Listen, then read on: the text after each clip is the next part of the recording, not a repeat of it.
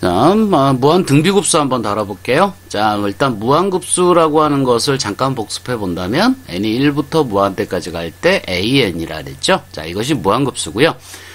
이걸 생각할 땐 어떻게 한다? 리미트 시그마로 바꿔서 생각한다. 그러니까 리미트 시그마 k가 1부터 n까지 ak로 생각한다 이거예요. 그죠? 자, 이것이 바로 무한급수다 이렇게 얘기할 수 있습니다. 다시 한번 쓴다면 리미트 n이 무한대로 갈 때 sn. 그죠? 시그마 자체가 SN으로 볼 수 있으니까요. 그죠? 자, 그래서 무한급수는 이거다 이렇게 생각하면 딱 어떻게 보면 이제 머릿속으로 정리가 됐다고 이렇게 얘기할 수 있어요. 자, 이번에는 급수 중에서 아주 특수한 경우인데요. 바로 요 AN이 등비수열일 때입니다. AN이 등비수열일 때예요. 자, 등비수열이라고 하는 것은 일반항이 AN이 A의 R의 n-1 꼴의 모양일 때를 등비수열이라고 부르죠. 또는 이 첫 번째 항이 R인 경우에는 이것이 R의 n승꼴이 되기도 해요. 그죠? 첫 번째 항, 그러니까 예를 들어서 첫째 항이 2고 공비도 2다. 그러면 이거는 이제 2의 n승 형태의 모양이 됩니다. 그죠? A가 R이라고 생각하면 되죠. 그러면 요게 R의 n승 형태가 되기도 해요. 자, 그러면 그때 SN은 뭐냐? 요건 등비수열의 합이 돼요. 그죠? 요것은 등비수열의 합이 되고요. 자, 등비수열의 합이 되고요. 자, 기억하고 있을지 모르겠는데, 자, 등비수열의 합공식 자체는 R-1분의 AR의 n승-1이 등비수열의 합공식이에요. 그죠? 그러니까 여기가 등비수열일 때 이 SN은 언제나 이거다라는 얘기죠. 그죠? 자, 그러면 여기서 이제 여러분들이 머리를 조금 더, 한 번 더 우리가 생각해 본다면, 머릿속으로 좀 생각을 해볼게요. 그럼 여기다가 이제 리미트를 붙이게 되면 어떤 일이 벌어지느냐에 대한 얘기니까, 자, 리미트 한번 붙여볼까요? 리미트 n이 무한대로 갈 때, R-1분의 AR의 n-1승. 그죠? R의 n승-1. 요게 이제 SN이니까 여기다 리미트를 붙이게 되면, 자, 어떤 상황이 되느냐인데, 이게 이제 리미트 SN이에요. 그죠? 리미트 SN. 그러니까 이제 이게 무한급수입니다. 무한등비급수예요. 자, 근데 n이 무한대로 가는 극한이 여기에만 적용이 됩니다. n이 여기밖에 없어요. 나머지는 n이 하나도 없어요. 그러니까 여기에만 집중하게 되는데, 리미트 n이 무한대로 갈 때 R의 n승 같은 경우는요, R의 n승. 요거는 우리 앞에서 했던, 수열의 극한 할 때, 그죠? 등비수열의 극한 할 때 우리가 나왔던 것 중에 하나예요. n이 무한대로 갈 때 R의 n승꼴은요, 이건 수렴할 수도 있고 발산할 수도 있는데, 그 값은 이 공비, R에 해당되는 값이 얼마냐에 따라 달라져요. 그죠? 자, 기억하고 있나요? R이 -1과 1 사이에 들어가게 되면, 1보다 작은 값이 들어가고, 그걸 계속 거듭 제곱하면 점점 작아지기 때문에, 이때는 0으로 수렴을 합니다. 자, 그 다음에 R이 1인 경우가 있을 수 있어요. 그죠? R이 1인 경우라면 이것은 1이 거듭 제곱되는 거기 때문에 1이 돼요. 그죠? 그래서 요렇게 정리할 수 있습니다. -1이라면 당연히 1과 -1 사이를 진동하게 됩니다. n이 짝수냐 홀수냐에 따라서. 그죠? 그 다음 그 외에는 모두 다 발산이 돼요. 자, 여기도 똑같이 적용이 되겠는데, 여기는 문제는 뭐냐면 R이 1일 수는 없어요. 이 등비수열의 합공식 자체가 R이 1이 아닌 경우의 합공식이에요. 기억하고 있을지 모르겠지만 R이 1이 아닌 경우의 합공식이고요. R이 1일 때는 합공식을 이걸 쓸 수가 없어요. 당연하죠. 분모가 0이 될 테니까요. 그죠? R이 1이라면 공비가 1이기 때문에 첫째 항만 계속 더하는 꼴이 돼요. 이 SN 자체가. 그래서 여기서는 NA다 이렇게 씁니다. 원래 등비수열의 합공식 자체가 이렇게 생긴 거예요. R이 1일 때와 1이 아닐 때를 나눠서 이렇게 하게 돼 있죠. 그러니까 R이 1인 경우는 여기서 고려할 필요가 없어요. 고로 R이 1과 -1 사이에 있다면 이것이 0으로 가기 때문에 결국 R-1분의 -A가 돼요. 언제? 자, 언제 이렇게 된다? R이 -1과 1 사이에 있을 때. 자, 요것이 바로 무한 등비 급수의 수렴 조건이다 이러는 거예요. 자, 요게 수렴 조건이 됩니다. 자, 수렴 조건이 되고요. 그때 수렴은 언제나 R-1분의 -A로 수렴을 하게 돼요. 자, 그런데 이제 모양상 위에 있는 마이너스가 좀 보기가 안 좋으니까 이걸 1-R분의 A로 바꿔서 이렇게 이제 무한등비급수의 합공식으로서 우리가 사용을 합니다.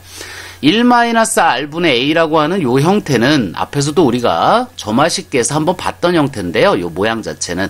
자, 점화식 3번을 기억하시는지 모르겠지만 an 플러스 1이 p에 an 더하기 q꼴의 점화식에서 알파 잡아서 우리가 점화식 만들죠. 이 알파의 값이 1-p분의 q예요. 기억하고 계시나요? 자, 그때 요 알파가 요거랑 무한등비급수랑 요 모양을 똑같이 맞춰주기 위해서 선생님은 요 이제 알파를 요렇게 잡아서 문제를 풉니다. 자, 그래서 정리해보면 이렇게 되겠네요. 자, 무한등비급수라고 하는 것은 an이 등비수열일 때를 무한등비급수라고 부르고요. 그때는 이것은 뭐하고 똑같으냐면 리미트 n이 무한대로 갈 때 sn하고 같죠? sn하고 같아요. 그러니까 무한등비급수의 모양은 sn이 등비수열의 합공식이기 때문에 r-1분의 ar n승 -1이 되고요. 이 값은 언제나 1-r분의 a로 수렴할 수 있다. 언제? r이 -1과 1 사이에 있을 때. 그때 이것을 뭐라 부른다? 무한등비급수의 수렴 조건이라 부른다. 이렇게 기억하시면 됩니다. 자, 됐나요? 자, 여기서 여러분이 주의하실 게 하나 있는데요. 앞에 여기서 선생님이 여기다 정리를 해놨는데, 그죠? 등비수열의 극한이죠? 자, 등비수열의 극한에서의 수렴 조건은 등비수열의 극한에서의 수렴 조건은 r이 -1과 1 사이에 있을 때도 수렴이지만 r이 1일 때도 수렴이에요. 그래서 이때는 r이 -1보다 크고 1보다 작거나 같다. 요걸 수렴 조건으로 합니다. 자, 그렇지만 무한등비급수에서는 r이 1이 되면 수렴할 수가 없어요. 그래서 요 1이 빠져요. 그래서 요거는 무한등비급수에서는 -1에서 1 사이가 수렴 조건이 됩니다. 요거 혼동하지 않도록 자, 주의하셔야 돼요. 아시겠죠? 자, 그래서 다시 한번 요거 아까 지금 방금 얘기한 걸 정리해 본다면, 자, 등비수열의 극한에서 리미트 n이 무한대로 갈 때 r의 n승의 극한은요, 요것이 어떤 값으로 수렴을 한다라고 하는 것은 r이 -1보다 크고 1보다 작거나 같을 때, 자, 이렇게 되고요.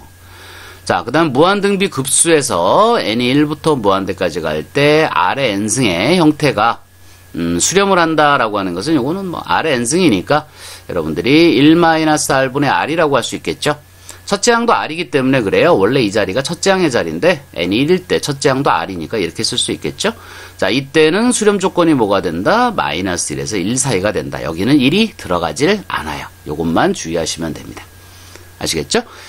자, 그 다음에 무한급수의 성질은 시그마의 성질을 따라가요. 무한급수의 성질은 시그마의 성질을 따라가기 때문에 상수 나갈 수 있고요. 더하기 빼기에 대해서 따로 쓸 수 있어요. 리미트는 곱하기에 대해서도 따로 쓸 수 있죠. 그렇지만 시그마는 곱하기나 나누기에 대해서 따로 쓸 수 없습니다. 그래서 무한급수의 성질은 시그마의 성질을 따라가니까 곱하기나 나누기에 대해서는 분배가 불가능해요. 자, 그렇게 머릿속에 정리해 주시면 되고요. 자, 예제 몇 개 풀어볼게요. 자, 다음 급수의 수렴 발산을 조사하고 수렴하면 그 합을 구하라야. 자, 여기 지금 3분의 1, 9분의 1, 27분의 1 이렇게 가고 있는데, 여기 지금 이걸 이제 수열로 보게 된다면, 자, 3분의 1씩 곱하고 있는 등비수열이다. 이렇게 얘기할 수 있겠죠? 그 합이니까 이것이 바로 무한등비급수가 됩니다. 무한등비급수가 되는 거예요. 그죠? 자, 그러면 시그마 n이 1부터 무한대까지 갈 때 이렇게 되고요. 첫째 항이 1이고 공비가 3분의 1이기 때문에 3분의 1에 n-1승이다. 이렇게 쓸 수 있겠네요. 그죠? 자, 요거랑 완전히 같은 거예요. 자, 그러면 3분의 1이라는 수 자체가 3분의 1이 -1보다는 크고 1보다는 작기 때문에 이것은 수렴하게 되겠죠. 그죠? 무한등비급수의 수렴 조건에 걸리니까. 그럼 1-r분의 A에 해당된다 그랬는데 첫째 항은 얼마예요? 1이죠? 그래서 1로 수렴한다. 이렇게 얘기하면 됩니다. 자, 두 번째도 마찬가지인데요. 자, 0.1에서 0.01이 됐다는 것은 0.1이 공비라는 얘기예요. 그죠? 그래서 이것도 무한등비급수 형태가 되고요. 시그마 n이 1부터 무한대까지 갈 때 자, 0.1의 n승 이런 형태의 모습이 되겠네요. 그죠? 자, 그럼 여기서도 0.1이라고 하는 값이 10분의 1이니까 -1과 1 사이에 있다고 할 수가 있고요. 1-0.1분의 첫 번째 항 0.1로 수렴한다. 이렇게 얘기할 수 있습니다. 3번 같은 경우도 보면 등비수열의 극한 무한등비급수고요. 그죠? 무한등비급수고요. 공비가 -2분의 1인데 얘도 -1에서 1 사이에 있기 때문에 무조건 수렴이에요. 자, 1 공비가 -2분의 1이니까 -2분의 1 분모에다 집어넣고요. n이 1일 때가 첫째 항이죠. 자, 여기다 1 집어넣으면 지수가 0이 되면서 1이 됩니다. 그죠? 요로 수렴한다. 이렇게 얘기할 수 있습니다. 자, 근데 여기는 지금 공비가 3분의 5인데, 3분의 5 공비, 얘는 1보다 커요. 그죠? 그러니까 이 수렴 조건이 1과 마이너스 1 사이에 있을 때인데, 이 공비가 1보다 크기 때문에 이것은 무한대로 발산한다. 이렇게 얘기할 수 있습니다. 수렴할 수가 없게 되는 거죠. 자, 그 다음에 이제 2번, 다음, 등비급수의 합을 구하라. 이렇게 돼 있네요. 자, 아예 그냥 등비급수라고 줬네요. 그죠? 자, 공비가 지금 4분의 3에 해당되는데요. 자, 이거 마이너스라고 1 사이에 있으니까 수렴한다고 볼 수 있고요. 자, 어디로 수렴하느냐? 1 마이너스 공비. 4분의 3분의 첫째 항이에요. 그죠? 그러니까 n이 1일 때니까 4분의 3으로 수렴한다. 이렇게 얘기할 수 있습니다. 자, 여기도 보면 이게 이제 공비에 해당되죠? 1 플러스 루트 3분의 1에 해당되는데 얘도 무조건 1보다 작아요. 그죠? 분모에 루트 3이 더 있기 때문에 1보다 작고요. 0보다는 크죠. 그러니까 1과 마이너스 1 사이에 있다고 할 수 있습니다. 그러니까 당연히 수렴이 되고요. 1 마이너스 공비 1 플러스 루트 3분의 1이 되고요. 첫째 항은 n이 1일 때. 여기가 1 들어가면 0이니까 자, 첫 번째 항 요 2가 되겠네요. 그죠? 자, 정리해서 유리화 해주면 답이 나오겠죠? 자, 아직까지는 예제니까 한꺼번에 쭉 가겠습니다. 자, 다음 등비급수가 수렴하도록 x의 값의 범위를 정하라요. 자, 그럼 이거는 지금 공비가 x가 됩니다. 공비가 x가 돼요.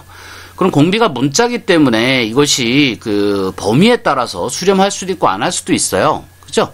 자, 그런데 x가 지금 공비에 해당되니까 x의 범위가 어디서 어디에 있다면 1과 마이너스 1 사이에 있다면 그죠? 그렇다면 얘는 수렴이 되겠죠.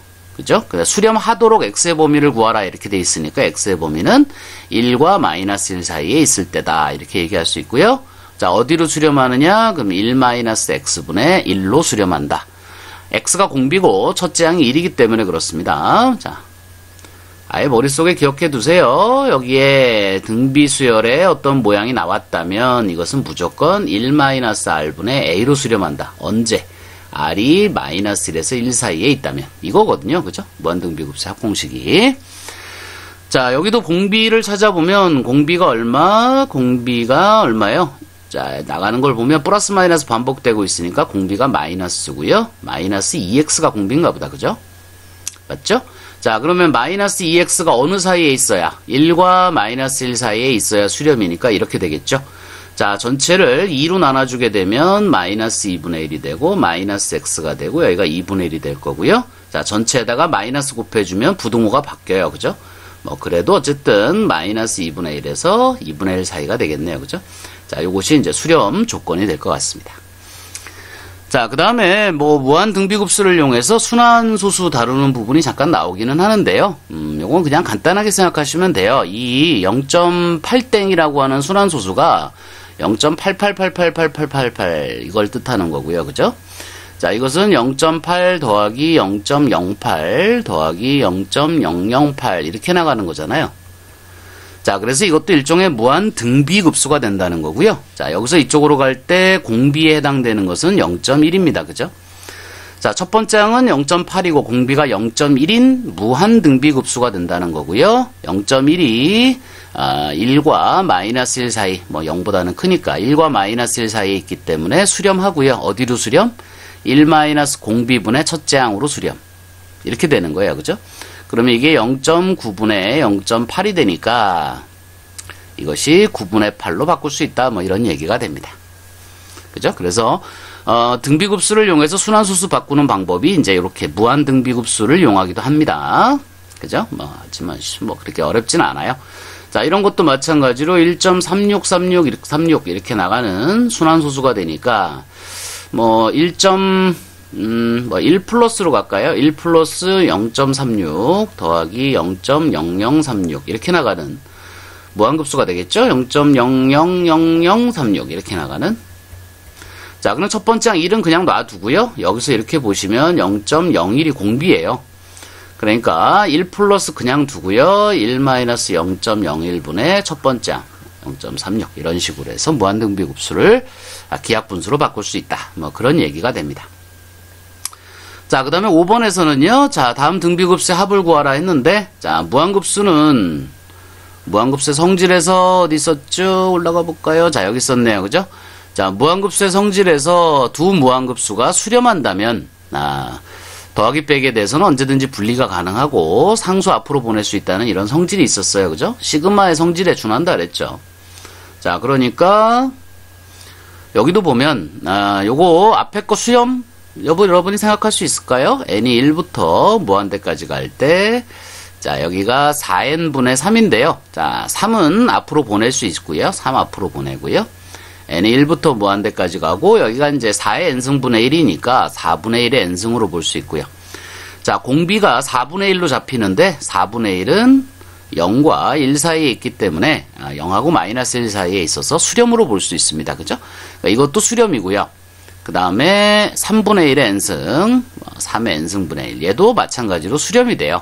n이 1부터 무한대까지 갈 때 3분의 1의 n승과 같기 때문에 이것도 수렴이죠. 3분의 1이 마찬가지로 0하고 1 사이에 있으니까, 그죠? 그러니까 이건 무한급수 따로따로 쓸 수 있고요. 얘 어디로 수렴해요? 이 앞에 거. 3 곱하기 1 마이너스 공비가 4분의 1이고요. 첫째 항이 여기가 1일 때니까 4분의 1, 그죠? 마이너스 있고요. 이건 어디로 수렴해요? 1 마이너스 3분의 1분의 3분의 1로 수렴하니까 간단하게 계산이 됐습니다. 자, 이것도 마찬가지네요. 2분의 1, 5분의 1 둘 다 0하고 1 사이에 있기 때문에 여기도 1 마이너스 2분의 1분의 첫째 항 1 넣었을 때 2분의 1로 수렴하게 되고요. 1 마이너스 5분의 1분의 첫째 항 5분의 1로 수렴이다. 이렇게 얘기할 수 있습니다. 자, 여기까지 일단 무한 등비급수에 대해서 알아봤고요. 요것은 이제 조화급수라고 하는데요. 자, 요거는 하나 더 끊어서 좀 살펴보도록 할 텐데 조금 어려워요, 이 부분은. 그래서 꼭 반드시 필요한 부분은 아니니까, 자, 요거는 좀 끊었다가 다시 한 번에 설명하도록 하겠습니다.